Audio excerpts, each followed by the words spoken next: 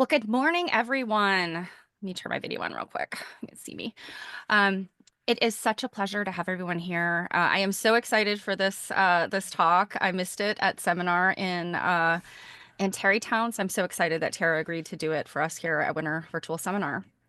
So I'm Stephanie Dyke, and I will be the host and the room monitor. So if you need anything, please feel free to hit the chat at the bottom of your screen. It should be at the bottom, and send me a direct message. Or if you want to post any questions in the chat while Tara presents, feel free to do that, and then we can answer questions at the end.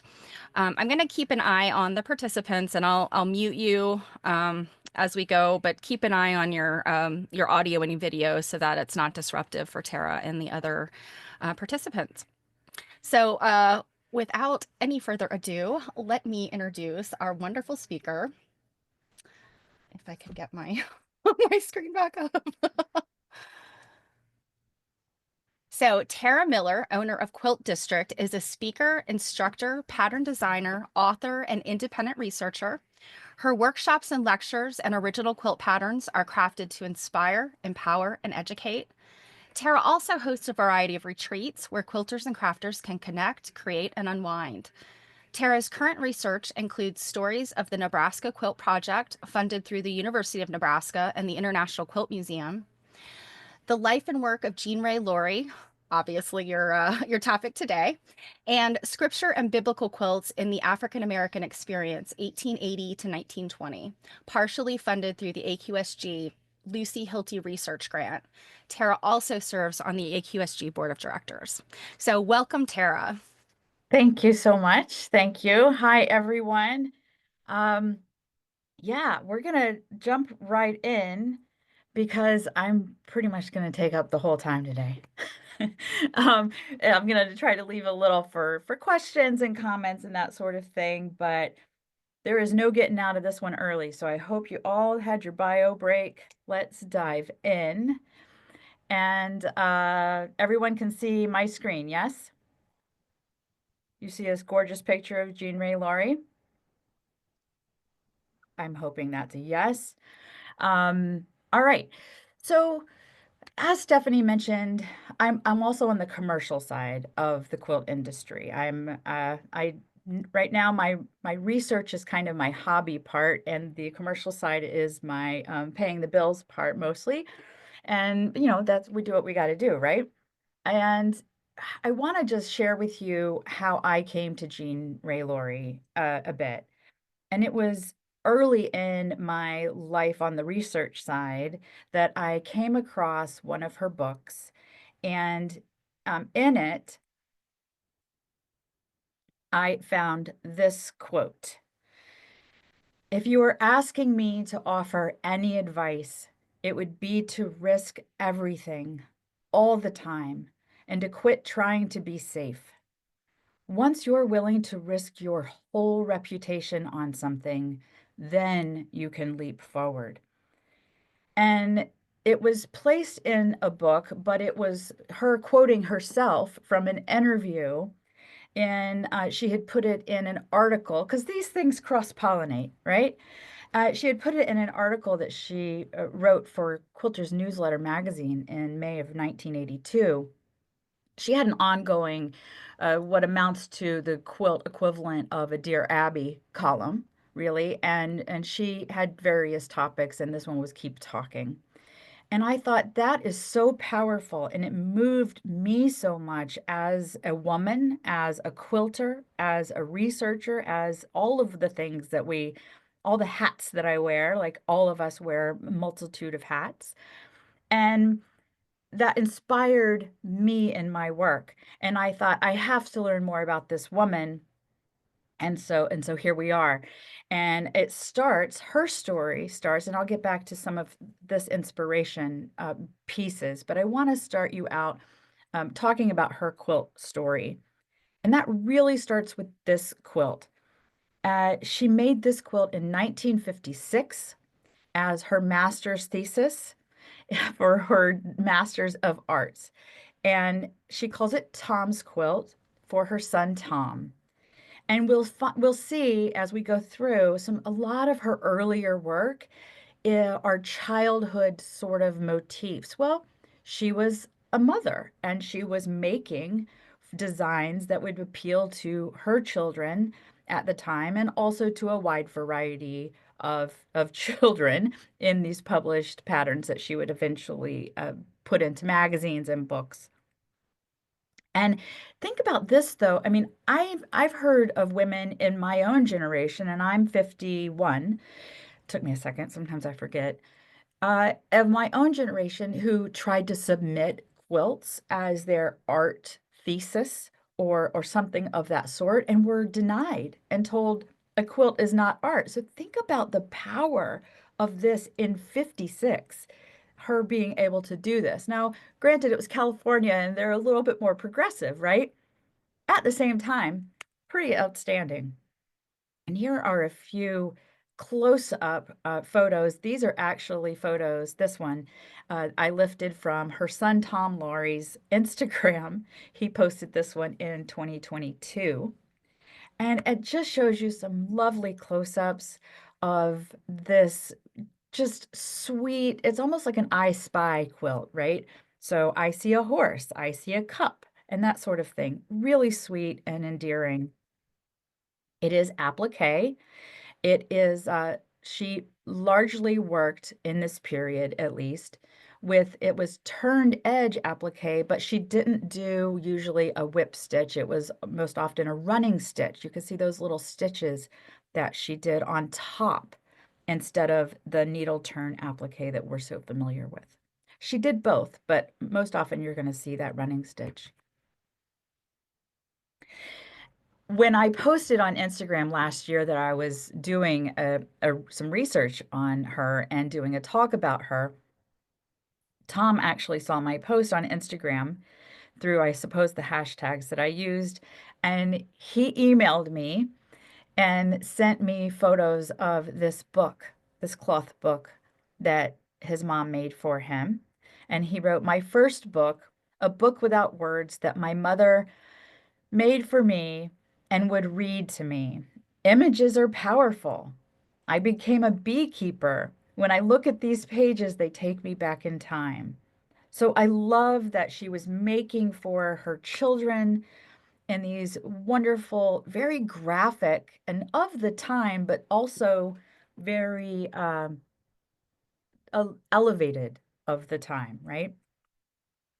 These very simple shapes, but they reach you. And as simple as they are, they're not childlike. You can tell they're not done by a children's hand, right? They're informed, they're artistic. And I just think that's the sweetest book. And that apple, we'll see a lot. And those little children will see a lot. She has repeated uh, motifs that she uses throughout her work.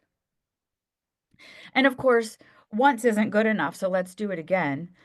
This child's quilt, she called it, and it's a bit different. You can, if you look closely, you can see there it's not the same quilt, but it's so similar. This one is in 1958. And so she's exploring, and I see this over and over again in her work. She explores techniques, she explores themes, she explores color in ways that she's almost studying it, right? So it's not just for commercial use, it's not uh, just for her feel good to wrap around or to hang on a wall. She's actually digging in, and I can almost hear or see her mind working through, well, what happens if? What happens if I do this? And her first magazine gig, so I should back up a second. When she made that Tom's quilt in 1956, it then hung in some shows, she was discovered.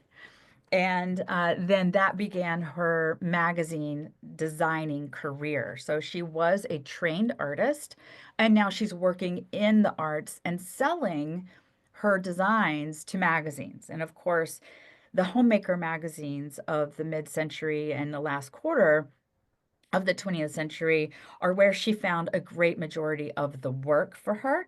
And her first one, as far as I've been able to ascertain, was in House Beautiful magazine in January 1960.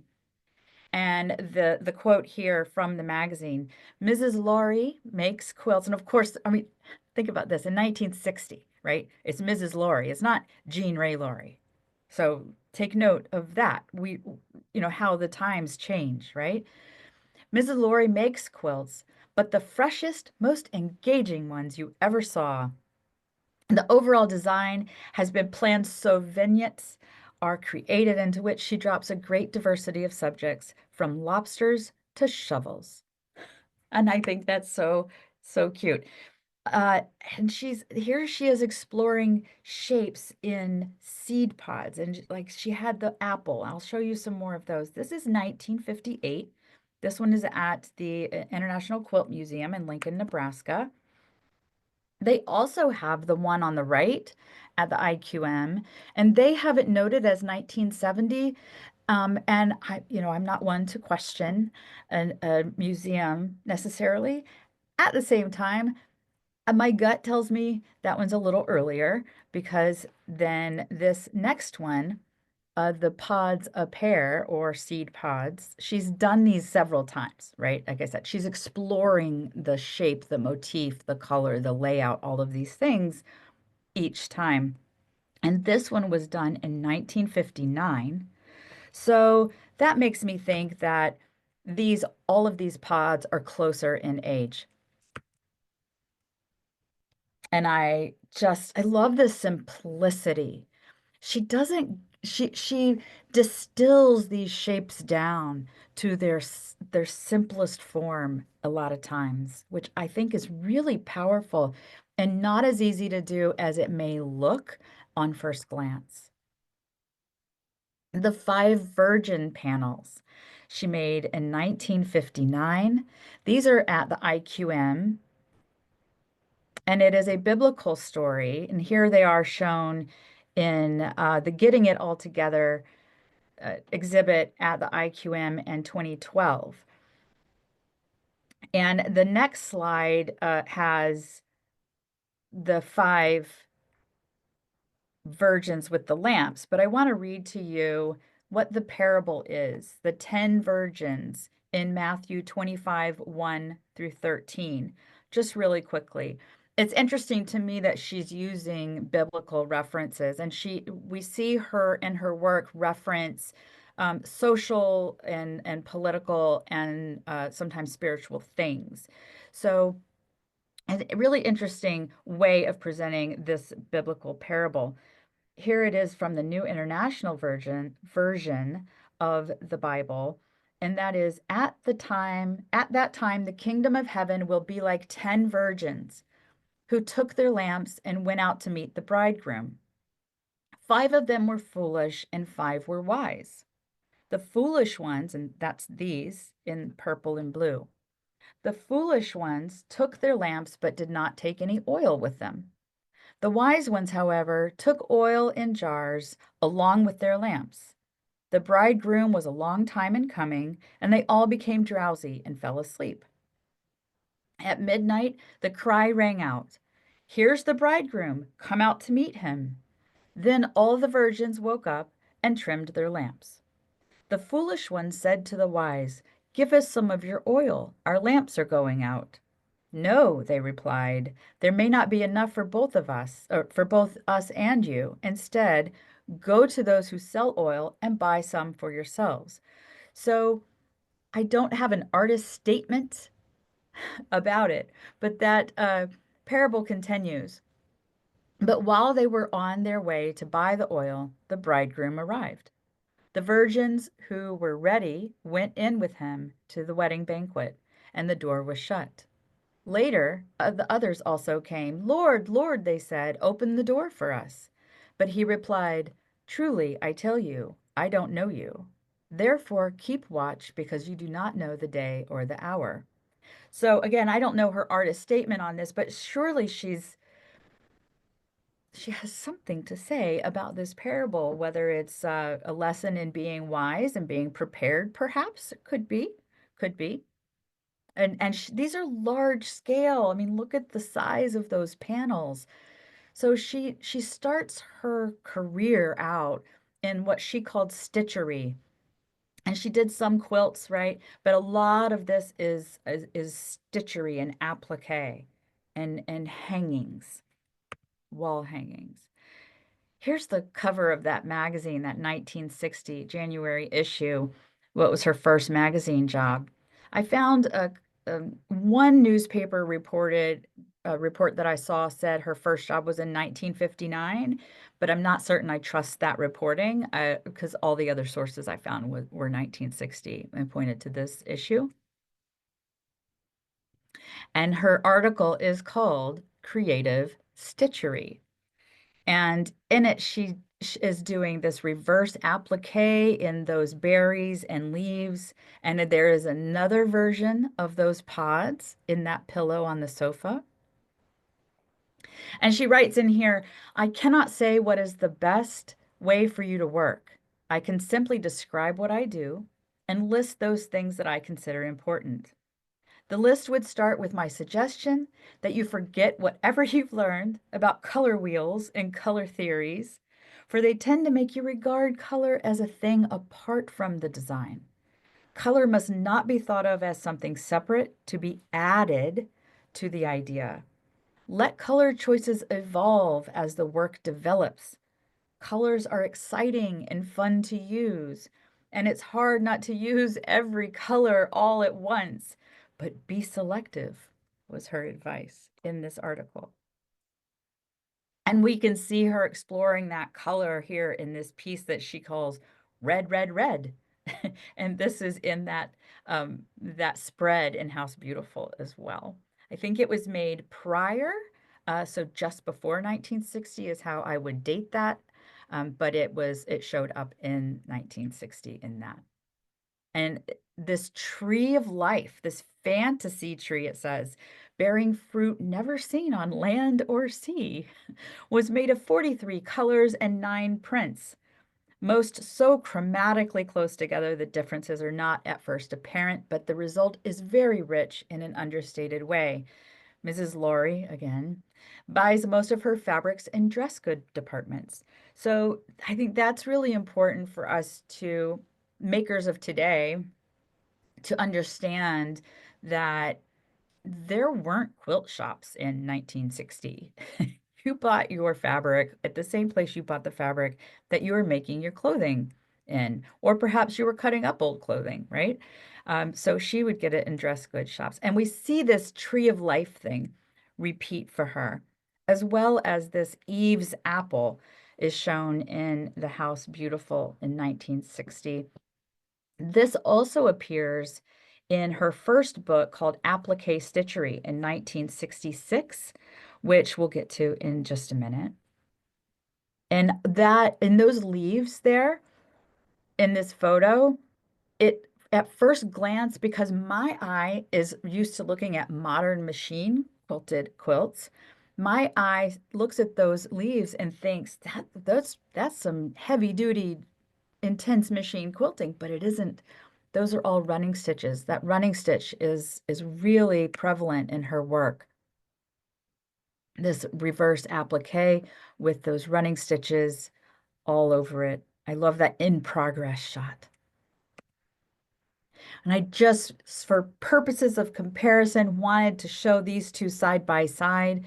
I think there was actually another one of these.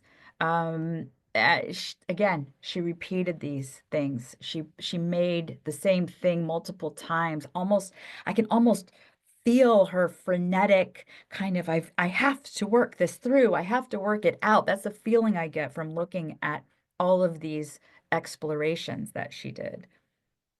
In one of her books, and of course in the 1960s, not all of the photos were in color. So in some ways that benefits us because we can really see the values that she used, right? Sometimes we hear that value does all the work and color gets all the glory. And that's not necessarily a true statement, but I think it's worthwhile to repeat because it does tell us how valuable value is. And we can see that in the black and white. So you see those tiny running stitches holding down her applique there, and then her quilting stitches are very dense around that, lending so much texture.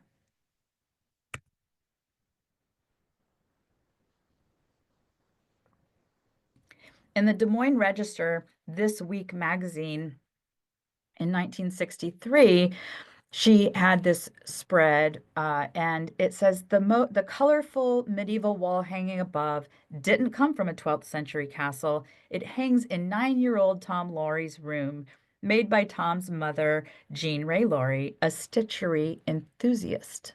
Notice it didn't say quilter or artist. Stitchery is part of the worldwide boom in needlework, reaching all the way from Aubusson, France, I hope I said that right, home of great tapestry art, to California. The popularity of embroidery and crewel alone, that's crewel work and crewel embroidery, has jumped tenfold in the last year. U.S. stitchery, like Mrs. Laurie's, requires simple materials, bright remnants from your scrap bag, scissors, needle and thread, and imagination. But the results are impressing the art world. Museums and contemporary craft galleries are exhibiting needlework and wall hangings, and San Francisco's De Young Museum recently had a show of Mrs. Laurie's work. With their echoes of folk art and Matisse, stitchery hangings add a distinctive accent anywhere in homes, schools, churches, as well as museums. And I love that sweet photo of Tom and Liz, her daughter, there with those panels. And I love the title, Stitchery, Old Art Goes Modern. And this is something I talk about a lot on in both sides of my quilt life, my commercial side and my research side, is every generation feels as if they're the modern ones, right? So we now have the Modern Quilt Guild and modern quilts and modern art and all of this, but every generation ends up saying, "Oh, the modern woman or the modern quilter." And I find that so fascinating because the use of words are important, the language that we use, and it's interesting to me how that's used. And I don't have color photos of these, sadly, but I think they're just extraordinary. And you saw the scale in that photo with the kids in it. These are really large, right? And they are machine appliqued and machine embroidered. So she used a satin stitch, a very dense satin stitch on those elements in these very large pieces. And I just blown this up here to show this particular quilt and the size of it. If you can see how large that is compared to this small child when Liz was so small. Stitchery hangings in this exhibit that she had. But there's a color photo of it. And I lifted this again from Tom Laury's Instagram. He posted that in October of 2022. And this wall hanging, as far as I understand, is untitled, or I haven't found the title of it. And it was dated 1960.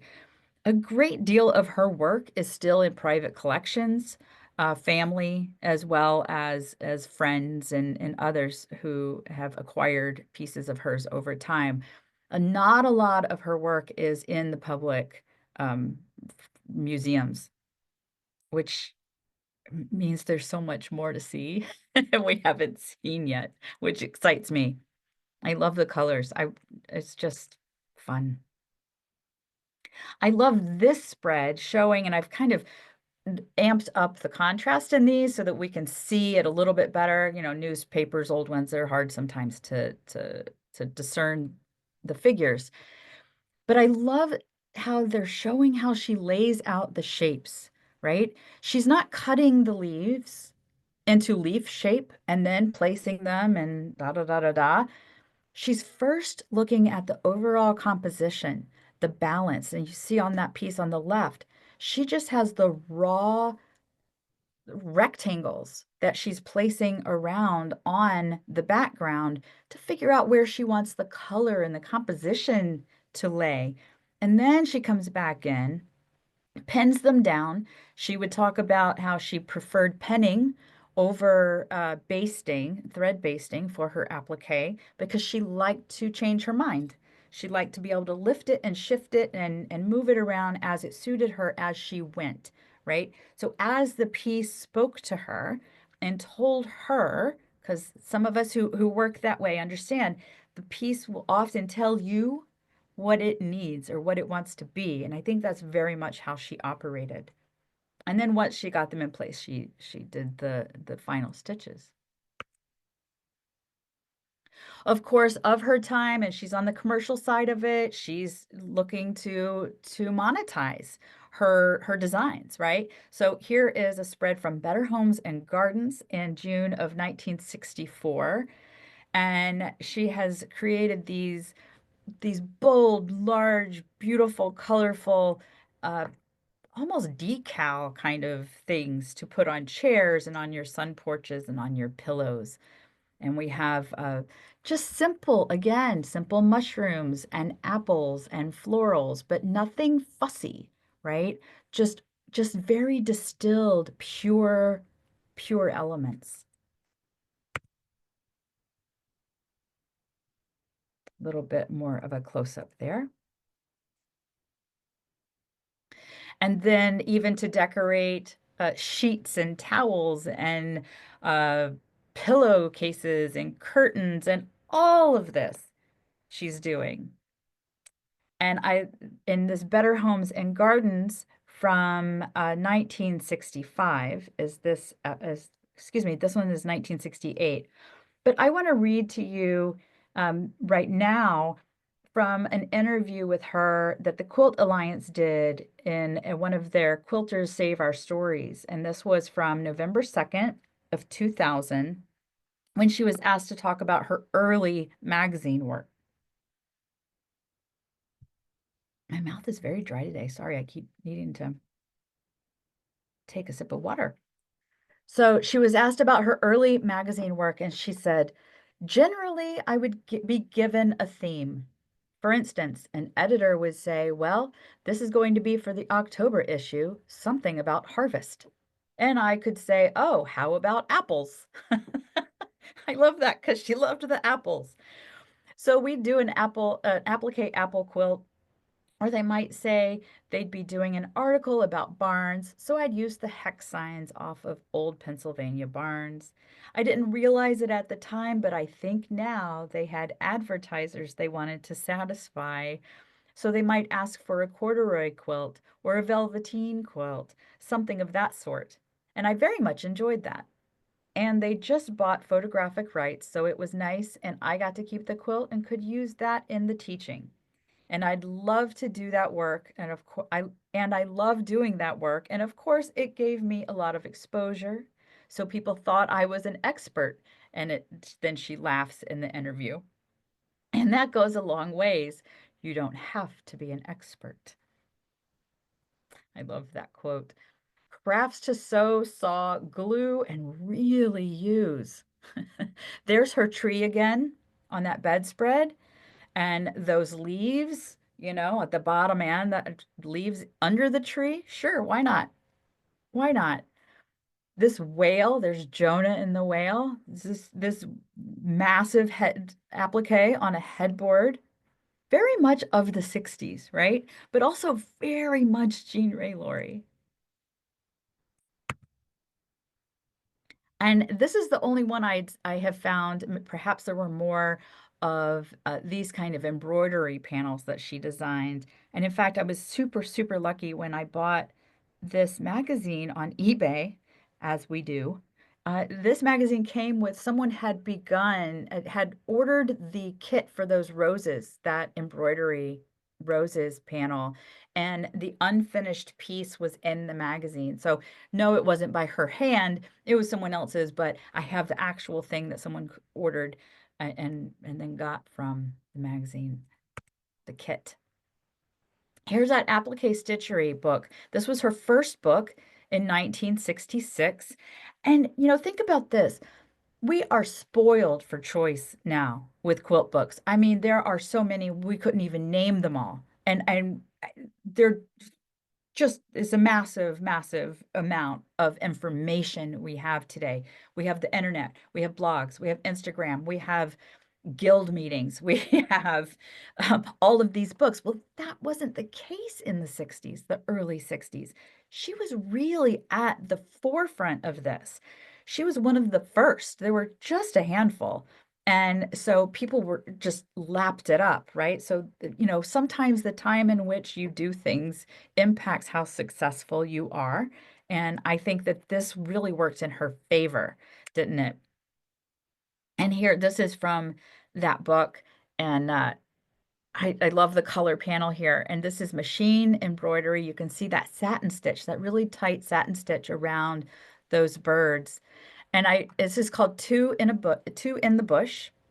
And I think this is a really funny quote from the Fresno Bee, which is a newspaper over in Fresno, California, April 22nd, 1973. So this was just a few days after I was born. And this article is by David Hale. And as you're looking at the birds, hear this. There is nothing photographically real about her representations. For Miss Laury, the infinite variety of design in nature is the inspiration for her own free-form exercises in abstract design. Miss Laurie's birds don't dive and climb and disappear in twinkling. They are fluffy, ungainly creatures who most probably flip-flop through the air. On Miss Laurie's trees, leaves don't just hang from branches like ordinary leaves. They're plump, saucy objects that look as if they might have life all their own. They're playful creatures, pausing in a mother's shade for a moment to rest before launching themselves into clouds of whirlwind group dance. That's a very elaborate description, but I think it's a very clever one too. So these simple forms can get you this really elaborate feeling, right? And I'm going to play this video of her. This is about her talking about writing applique stitchery or quilts and coverlets. I'm not sure. That was the next book. And this is from 2007. It was her talk called Our Mother's Knees, and it was part of the International Quilt Museum's, at that time, International Quilt Study Center's symposium called Traditions and Trajectories. Here we go. When I first started teaching, I had decided that writing a book would be a good idea, and I could teach the whole world instead of 20 people at a time. I am now appalled to think I wrote a book when I knew so little about quilts. They were kind of pitifully uninformed about quilt making. I think philosophically they were fine, and they still are, but I knew so little about it. All I knew was that I loved it and I wanted other people to have the same good time that I was having. And it often made me feel like, I thought maybe I knew, well, if they published the book, somebody assumed I knew a little bit more than somebody else, or else they just knew a little less. I think she really had when I first started, a wicked sense of humor, and I didn't ever meet her in real life, but everyone I've met who knew her says that, and that's evident in that video, I think. Here she is exploring red some more. This one is Scarlet Garden in 1960. I'm going to show you a little close-up of this. She does both reverse applique and the traditional applique. And this one has a lot of needle turn, but also her ubiquitous running stitch. And here she is exploring yellow. Now, the photo on the left was from her applique stitchery book that we just talked about. And the photo from the right, it's the same quilt, but the photo from the right is a newer photo, and this again was posted by Tom Laury. I'm very grateful to him for sharing some of his mother's work with the world in a public forum so that I could bring it to you as well. That he posted it in 2022. And this has, I'll show you a black and white detail from the book to show you this multiple layered reverse applique that she did. So that is several different layers of reverse applique happening here. And it really creates this depth, right? I'm going to go back to this photo to show you. I mean, you can feel like the different, it just creates this texture that is so simple, but so powerful. She worked in felt a good deal at times, and this one is called Festival. This is pre-1966. I'm not exactly sure the date on it. It was also in the book. Simple felt applique shapes. And here's something very similar, showing that she was exploring these shapes and this theme, like we've talked about. This one was posted on Instagram. I can give you the handle. I don't know the person's name. It was at @RE_loved vintage. So I scoured. I mentioned to you that her work isn't, it's museums don't have a lot of her stuff. A lot of her stuff is just out there. And so I scoured the internet for things, and thankfully I found a few. This was one of them. Here she is exploring trees and talking about how to distill the shapes and see the bare elements of the trees and how you can do trees differently, right? And how to break them down to their parts is one of her themes that she goes to. I love that one wild tree there. I mean, that's so much happening, so much happy happening in that tree. Here's another tree of life or something of that sort. I don't have the name for that. That's in her applique stitchery book. And there she is also with those saturated colors, which are really of the time as well, right? And very simple trees there. I mean, that is really breaking them down, just distilling them to their very essence. And those, I believe, are machine satin stitched applique, which, as far as I can tell, when she did machine satin stitch, she did it raw edge. When she did the running stitch applique, she turned the edges. Here she is, she talks about an applique stitchery about how to see things differently, which I think is so valuable to hear because it's one thing to say, go draw an apple or go draw a pomegranate. It's another thing to say, as you cut into a piece of fruit, take the time to enjoy the beautiful patterns revealed in the cross section. So she's teaching you how to visualize these things differently, which is really a powerful teaching tool. She was a phenomenal teacher. Back to the apple. I showed you this Eve's apple hanging a little earlier, and then next to her drawing, you can see her working out those shapes. And here's a detail of that apple from the applique stitchery book in 66. Look at all that dense quilting there and all those running stitches. And she's very fine stitches. She's not at all a sloppy maker. She's a very careful stitcher. I love this pomegranate here, which she then explores a bit more and in some color, right? Again, with the red, I'm thinking she was on a red kick for a while, maybe. I'd love to hear her talk about that. Sadly, we won't have that opportunity, but we can infer a few things, I think.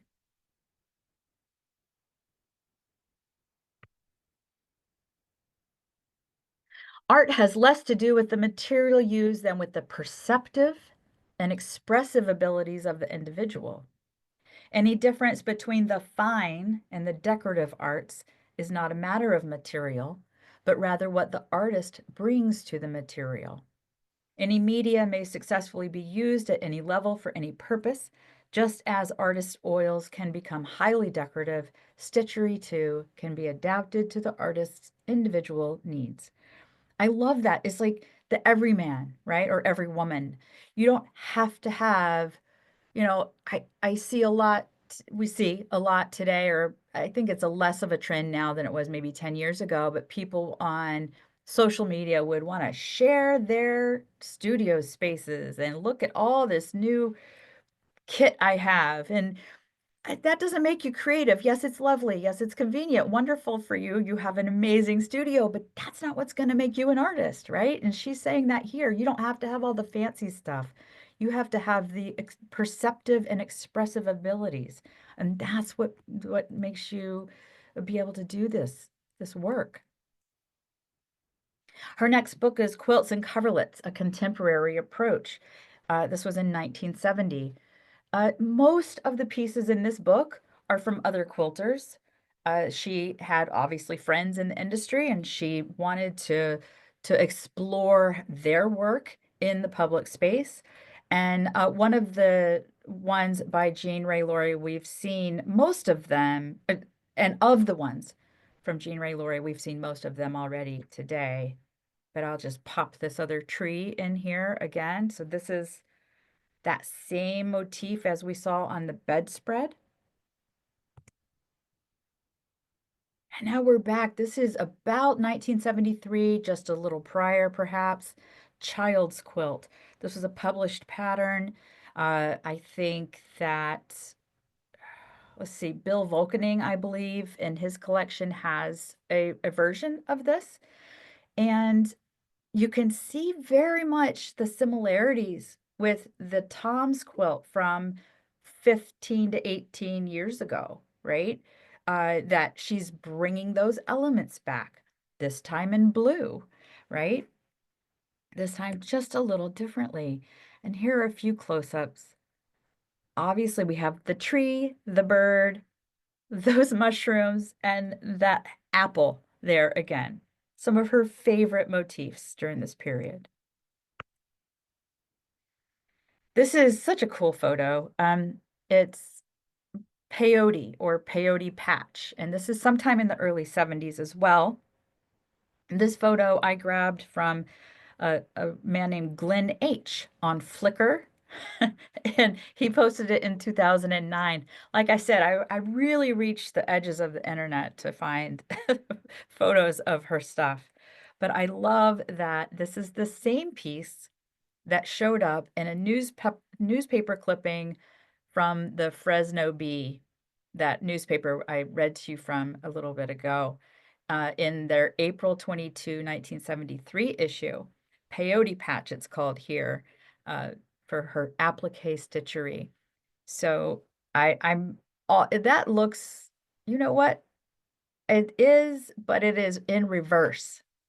Look, it's been reversed for the photograph in the newspaper. It's mirrored. That's interesting. She also did installation pieces. She did a lot of work around her area in California. She'd hang in banks and in corporate. She had corporate clients, and this one is shown in situ at the Fresno State Student Union. The photo is from 2010. I do not know if this is still hanging, but it was installed or made by Jean Ray Laury in 1968. And it's called Foliage, Sun and Shadow.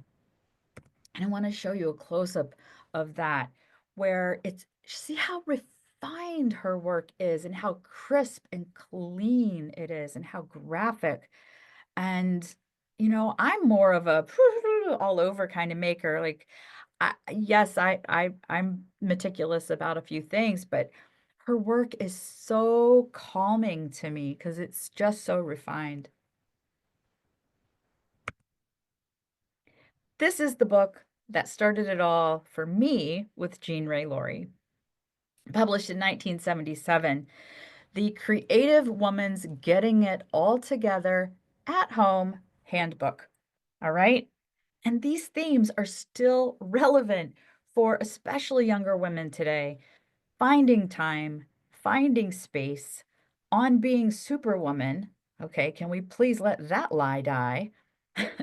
The playpen in the studio, coping with the mess, shifting gears. I don't know about you, but context shifting for me is a hard thing. Getting started, coping with deadlines, and supporting yourself, what we call today self-care. You know, she's preaching this in 1977, and she wasn't the only one, but this book was really powerful. She brought together other women, fiber artists, and a few other kinds of artists to talk about their experiences in how they found the time to pursue their art and pursue their fulfillment, their creative fulfillment in the context of family, in the context of marriage, and in the context of children, and in the context of I want my work in a museum or a show or a gallery, or I want to teach, right? So in those contexts, she was hugely influential with her audience. So many women through the years are reported to have said, you know, how she changed the way they thought about how they used their time, how they thought about what their value is, both as an artist and as a mother, or as an artist and as a wife. So she was really meeting women where they were too, right? So this is really at the height of the second wave of feminism, right? New laws are coming into effect around this time to help protect women. For instance, right around this time, maybe 2 years later, I think it was 79, when the Supreme Court ruled that you could not fire a woman for being pregnant, right? So it was now illegal to fire her strictly because she was pregnant. And so she's not saying leave it all behind. She's saying work yourself into the plot. And I love this photo from the back cover of that book because I mean, it's clearly staged, very clearly to me staged. Her daughter's there reading a book, and Jean is there writing a book or an article or something at her typewriter. The milk is out on the table, the dishes are piled up in the sink, but there's a loaf of fresh baked bread on the stovetop. So it's, you know, that ever evasive balance that we're all trying to find all the time, right? How do I do my work and still show up for my family? And here's this tree again. This one, it was called Dendriform. It's a little different, but you can see her exploring that motif. This was from an exhibit of her stitchery at the Nut Tree in around the Fresno area. I think it was a restaurant, if I'm not mistaken, but they would hold gallery. You know how sometimes you go to a restaurant or something and they have art on the walls. And it's often for sale. And I think it might have been something of that nature that they had at the Nut Tree. I'm not entirely positive, but that's the idea I'm getting from it. And that exhibition was from September 21st to December 31st in 1978. So you can see those themes that are staying with her, right? Because we saw the tree in the early 60s and now we're in the late 70s, and these themes are staying with her. This one's interesting. Smoke signals, 1978. This was also lifted from, not illegally so, but lifted from Instagram, an account called @TopDrawer Thrift Austin. That was posted in 2021. And if anybody needs these references, I'm happy to offer them. Again, this is in felt, so this was during her period of working in felt. Persephone's Spring in 1980. It's that cut through applique that we saw in her 1966 stitchery book, right? very much the same techniques. And here she is exploring red again, and pink is really just a light red.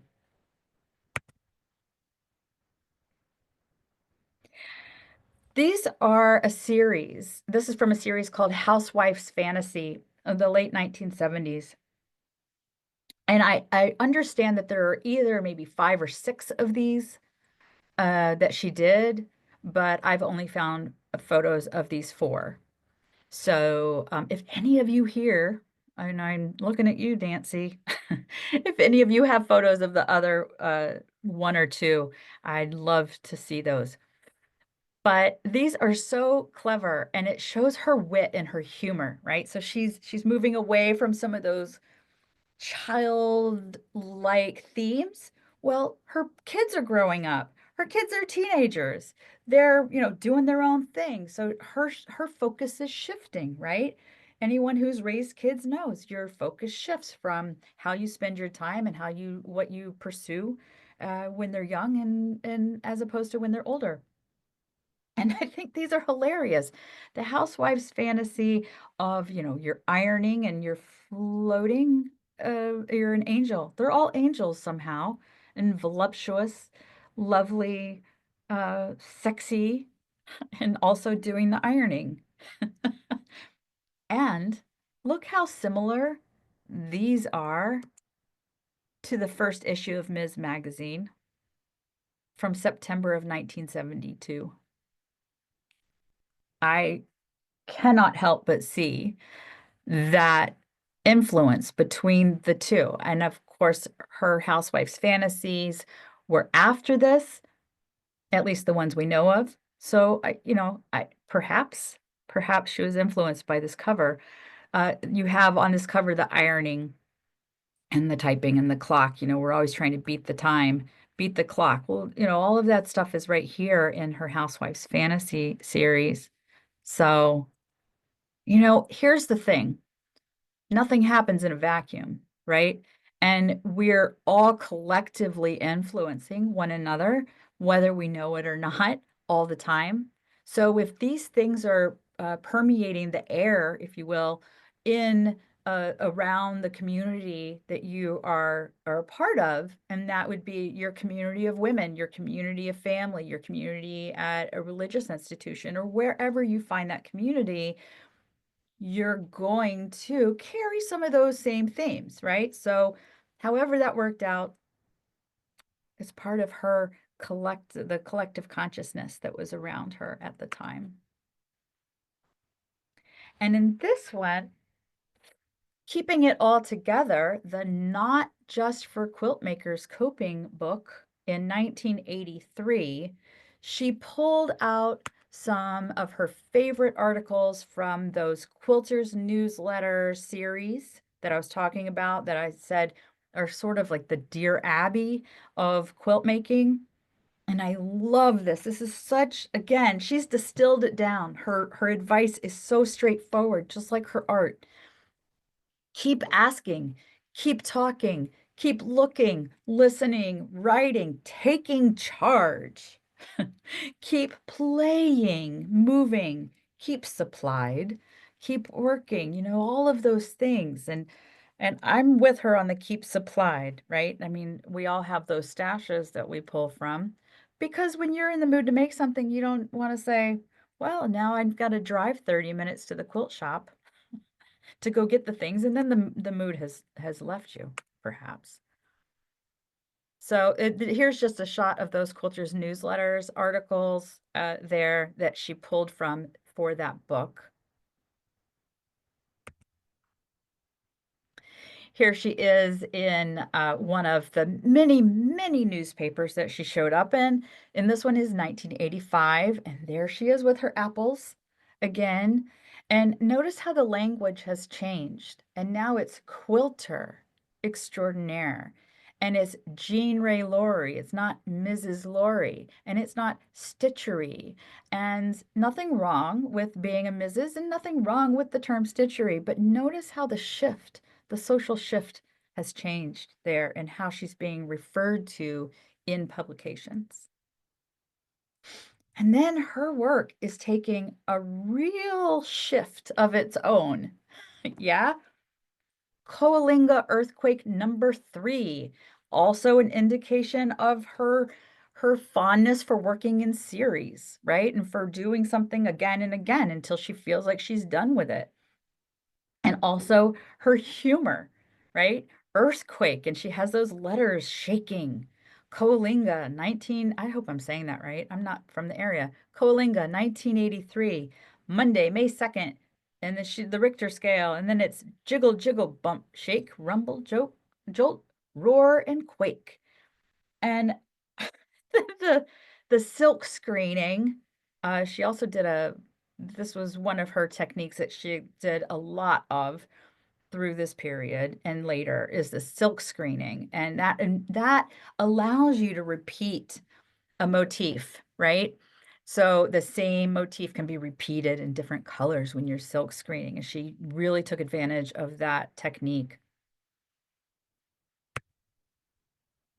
This one is called Seven Camels Heading West. And this is from 1984, and it is in the collection of the International Quilt Museum, which is in Lincoln, Nebraska. And at first I'm like, why camels? So I had to know. I mean, she didn't just, things don't happen just because usually. There's usually some sort of motivation, right? So what was her motivation to put camels on her quilt? And it turns out there's a very interesting story, and this is so Jean Ray Laury has taught me some history as well. There was an experiment by the United States government in the mid 1900s, about 1850s, I think, is when it started, to see if camels would be better suited than mules were as pack animals for the purposes of westward expansion, particularly through the desert. So what animal would be the best for carrying all of our stuff out west, right? And they imported these camels, and then they set them off from Texas for California. Well, the experiment kind of it kind of failed, but not because the camels weren't good at it, but because this was a very tumultuous period of our history in the United States. In the 1850s was the lead up to the building to the Civil War. And the funding didn't come around, and the animals ended up, the camels were auctioned off, but then it turned out that a lot of them were just roaming wild. So there were apparently wild camels roaming the west of the United States until, I guess, whenever all of them died, which I would expect was probably before I don't know how long camels live, actually. I should look that up. But what a funny story. And she clearly thought it was funny. And I love that she has one camel headed back the other way. The camel at the top, he's like, no, no, no, I'm going off my own direction. And otherwise, this is a very simple patch quilt, right? But she has those hilarious camels. And here she is again with the humor. I mean, she's wicked, wicked smart, wicked funny. And if you can't read this, I'll read it to you. This says around the edge, these are not art to me, all these squares and things. Real art has, like a Madonna in it. And this was from a guest book at an exhibition of paintings. And she had read this in the guest book at this museum. And she calls it These Is Not Art, #1. Again with the series, but also you need a Madonna. Here's your Madonna. I'll put a Madonna on there. Now you can call my quilt art. So stamp of approval, right? Hilarious. So funny. And for the topic of this talk I'm giving today, you noticed it was not barefoot and pregnant. And the reason I called it that is for all the reasons we've talked about, how she influenced women, which is really what inspires me most about her. But this work of hers that she also did duplications of. And this particular one was done in 1985. It's 50 by 50 inches. And it is in, or was in, the collection of Planned Parenthood in Northern California. And it is also shown in the 20th Century's Best American Quilts book. And it is a transcript of a speech given by a senator from Arkansas. Once upon a time, there was a senator from Arkansas. In a famous speech, he said, "I'll tell you what we do here in Perry County when one of our women starts poking around in something she doesn't know anything about. We get her an extra milk cow. If that don't work, we give her a little more garden to tend. And if that's not enough, we get her pregnant and keep her barefoot." That was an actual speech by an actual senator earlier in our history, but not, it was 20th century.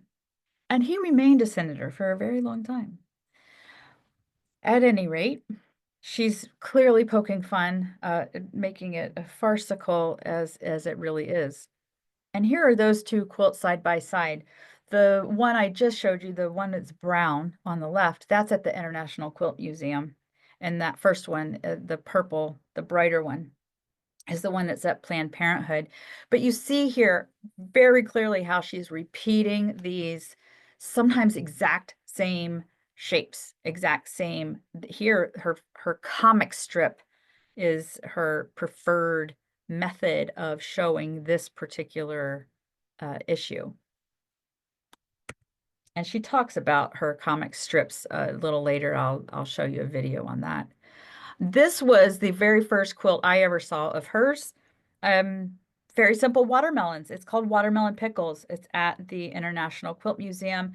This one is from 1992. So we can kind of see how her themes are changing, her techniques have evolved, her purposes have evolved, right? She's making more social commentary now in many of these. This female troubles, hilarious, but also social commentary. Now, I've had the hurt all the time and that sort of thing, but these are drawings from, if you look at old magazines and newspapers, of all the female troubles and how those ailments, and here's your magic elixir, and they're just all over the newspapers and magazines. And this was from Tedford's Black Draft, Caredoui, I don't even know, a tonic. It's always a tonic, isn't it? Snake oil salesman, 1927, and she puts it on a quilt and gives it a hilarious format. This was in 2000, and this is at the IQM as well. LaWanda Does Hollywood. I mean, I don't know that there's any social commentary here. This one just feels funny, and it's just kind of humorous. It's a touristy woman, you know, headed to Hollywood.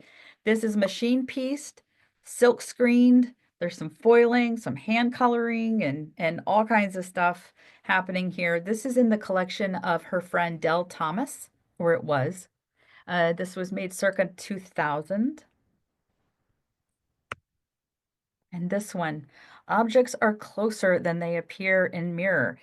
And this is in 2000. Well, you know, I'm thinking about how old she was when she was making this one. And I know as I get older, the mirror is not always my friend, or I have my moments where I'm like, God, right? Objects are closer. Just don't get up in that magnified mirror sometimes. So I wonder if that had any kind of influence on this particular work. Maybe she was going through some of that too. These two are hilarious. Girls of the Golden West and the Cowgirl Quilt. The Girls of the Golden West was gifted to the Rocky Mountain Quilt Museum by Jean Ray Laury. And the Bronco Betty meets Bill Blass, the cowgirl quilt in green on the right. I am not sure where that one is.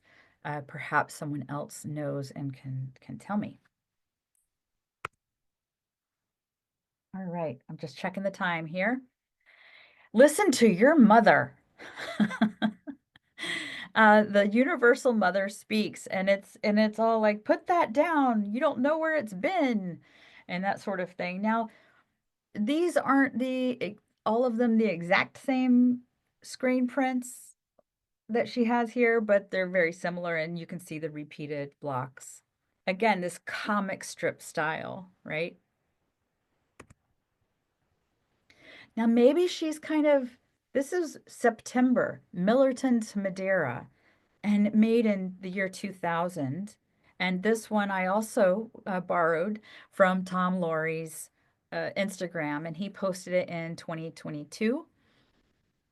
And this is a bit like she's going back and reminiscing to some earlier work of hers, and this one as well. And I'll show you the earlier work in a second so you can see the similarities. This one is called Grassland, and it is also 2000, and this one is at the International Quilt Museum. And look how similar both of those are to this mosaic tile work that she and a friend who is also an artist, Joyce Aiken, they did a lot of work together during the 60s. And they did these mosaics for the Fresno Fulton Mall in 1964. And there were several of them. These mosaics were the backs of these benches, and they decorated this. It was this famous outdoor mall, Fulton Fresno Mall, or Fresno Fulton Mall. And I think I'm going to go back so you can, now that you've seen the earlier work, you can then see the resemblance. And, I know sometimes when I don't know, I'm inferring a lot from this, but, as we get older, we like to think about some earlier years, and perhaps it was nostalgic for her to go through these and explore those themes again. At any rate, for whatever reason, she was exploring that kind of theme again.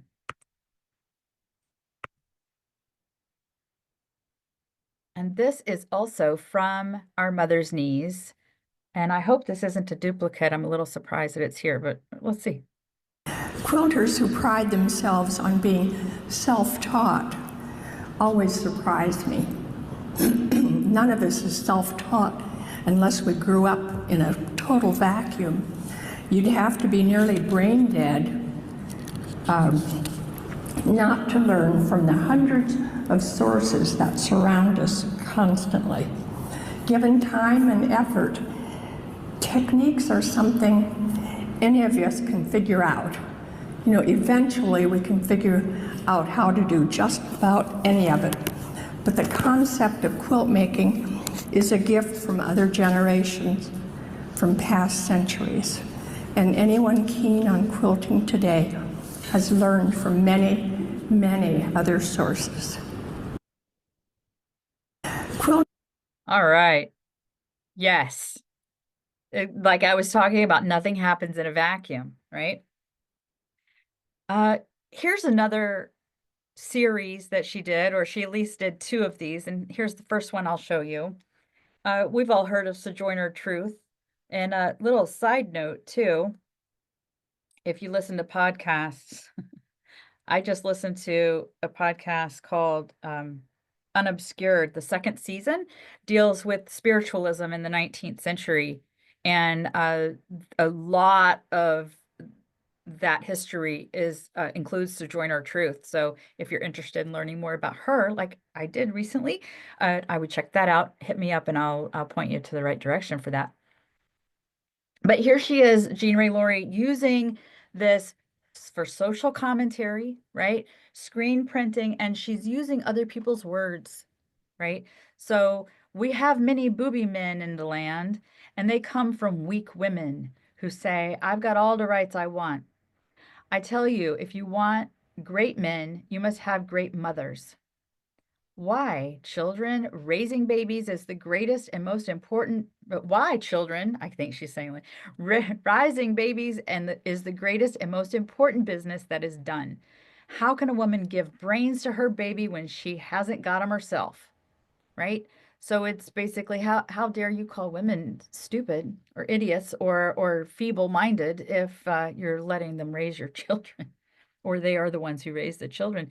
This was a date I don't have, but it's about early 2000s is where I'm putting this one. And this was a lecture given in 1872, according to this quote. And here she puts the same quote on a little different format, right? So on this one, she has it kind of hanging down from the left bit there, and it goes around the center. In the center is Sojourner's image, and in this one, the text is in the center, and Sojourner is imaged around it. This one is in her book, The Fabric Stamping Handbook, and that was published, I believe, 2002. And when she passed away in 2011, her daughter, Elizabeth Laury, wrote in the Stanford magazine, which was her alma mater, and wrote an obituary of sorts, wrote an article, and called it Fiber Feminist, which I think is a fabulous title. And her daughter says of her, she was inspired by her appreciation of nature, but also by her immediate surroundings, a kitchen, a window, and such a keen support of women, women's work, their need to express themselves, their frustration with that, and their need to set themselves free. She wasn't happy unless she had a project, but her domesticity hid a rebelliousness. She really had a streak of fire in there. And when I read that quote from her daughter, I thought, well, that seals the deal. Now I knew before already that she was a kindred spirit, and now I definitely know it. So a few photos of her here through the years. I love that one in the center of her in her studio, holding, just she says, I always think of the quilt itself, the object, as being just the medium. What I'm interested in, for example, in my teaching, is not the quilt, but the quilt maker. The quilt is the in-between step. The way I got to work with the quilt maker in a way, it was the way I got to work with the quilt maker, and in a way, I feel like it wouldn't matter very much what that medium was. I'm glad it's quilts, but it just gives me a way of teaching classes, and one of my interests is in helping women understand that they have talents and abilities and creative avenues that sometimes they're not aware of, and that's what I want to encourage. And this is from her Quilters Save Our Stories by the Quilt Alliance, November 2nd, 2000.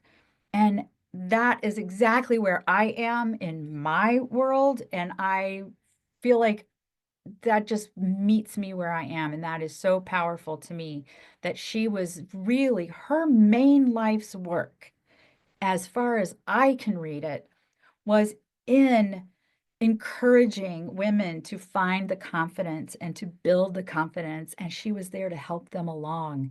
And yes, she was an artist. And yes, she was teaching it through quilts. And all of that is wonderful. And we're so glad to have it. But I really think her legacy is in how impactful she was for women's lives. And that's really where I am for Jean Ray Laury. And I'll just wrap it up with this video from the Great American Quilt Revival, produced by Bone Steel Films, that is Georgia Bone Steel, and PBS, and it was presented in 2005.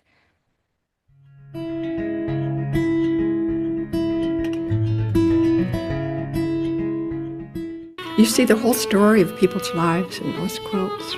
Sometimes, wonderful and sometimes heartbreaking. But I think the incredible response at quilt shows tells us that quilt making touches something very basic, something very human in all of us. Whether they're now hung on walls or not, their original function was to be used. And all folk arts, I think, are essentially made by the people who use them. And that's what makes quilts so powerful. People were going to their attics and looking for family history and local history.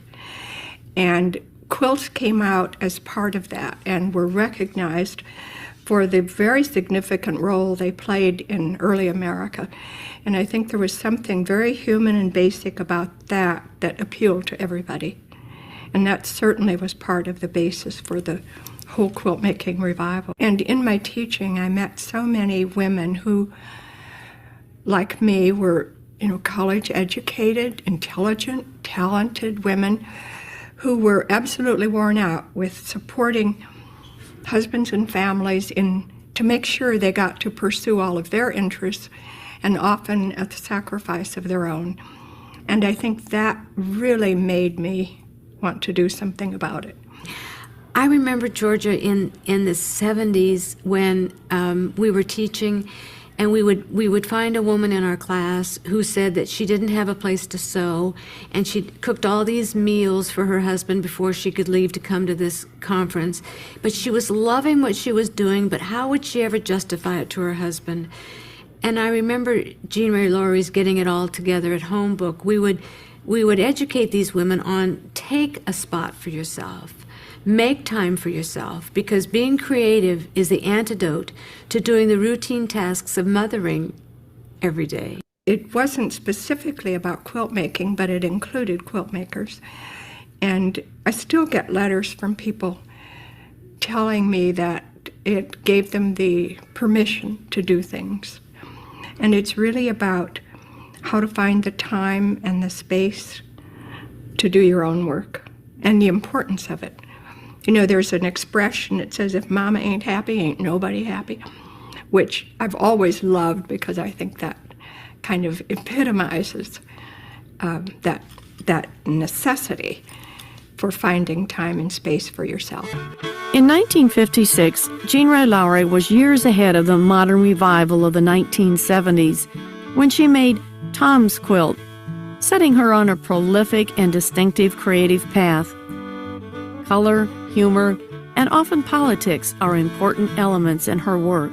Many people think if you say something with humor that it's not serious. My feeling has always been that, if somebody's teasing you, you want to really listen because that's where the serious stuff is. And I tend to make these quilts, especially if they're controversial, kind of colorful and in a way attractive combinations, and even some cartoon-like parts, which tend to really draw people in. So you might get to have people reading these statements who would otherwise reject, even listening. I'll tell you about a comment I did hear at a quilt show one time that really struck me. 3 women were looking at a quilt and discussing it. This was not at an avant-garde show at all. They were relatively traditional quilts, but there were a few that were, had broken some barriers. And they were looking, and finally one of the women said, "Well," she said, "these aren't even quilts at all. These are just art." And this struck me as so funny because our main thrust, is often to have the work accepted as art. And here was a woman for whom that was, something that did not belong in quilt making.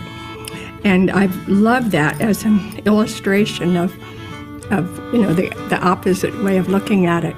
The whole idea of making something to be used for somebody you love, or making it because it's something you feel strongly about.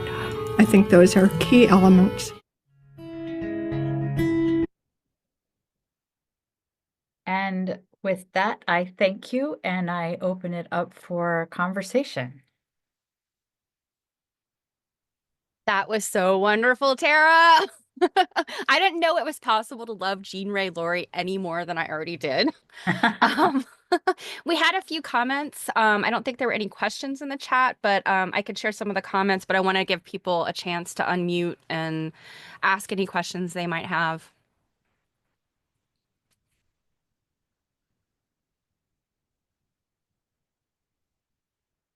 Wait a minute.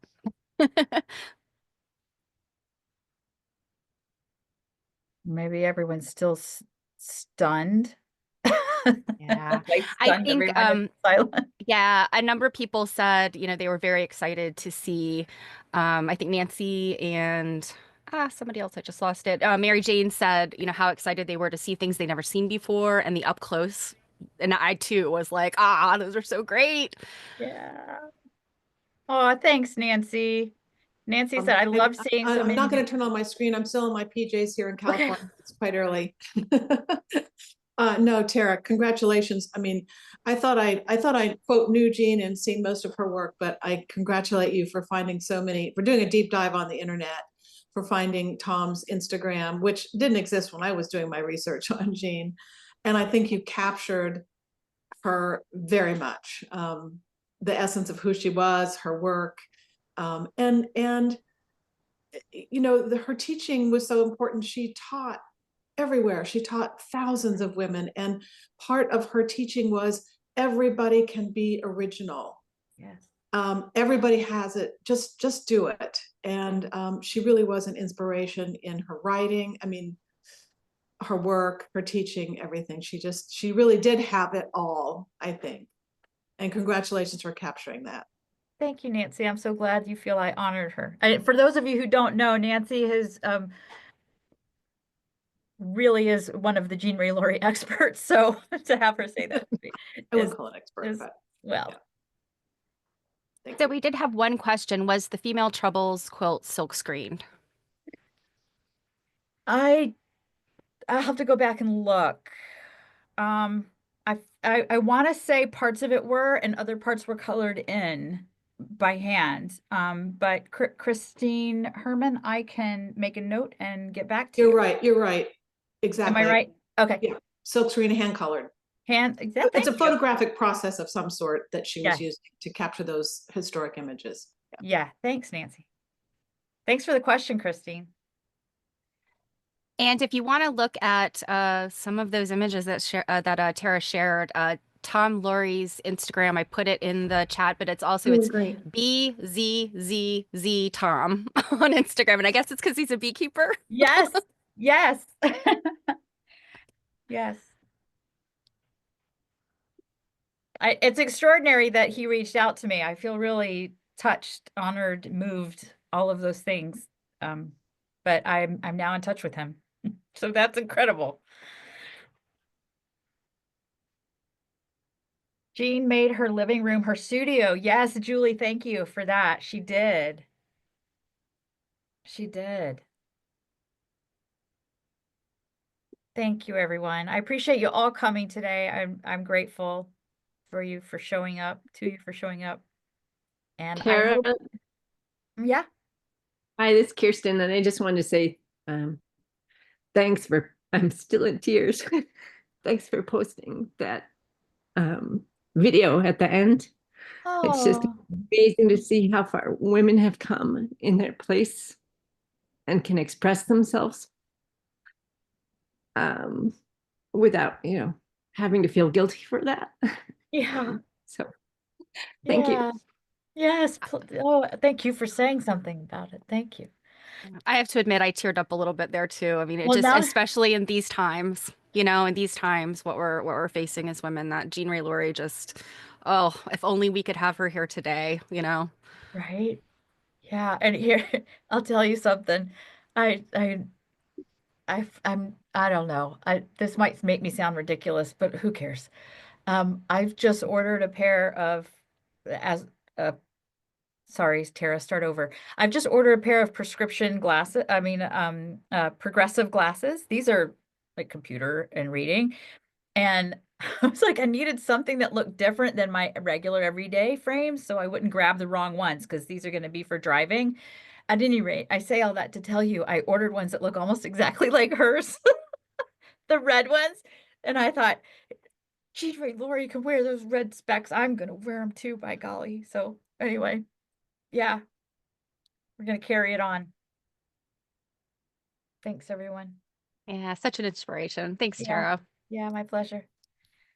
All right. I hope everyone enjoys the rest of the virtual seminar. I hope you're signed up for some really great stuff. We've got a lot going on today and tomorrow. So Thank you. All right. On to the next one. Thanks, On to Tara. the next one. Thanks, y'all.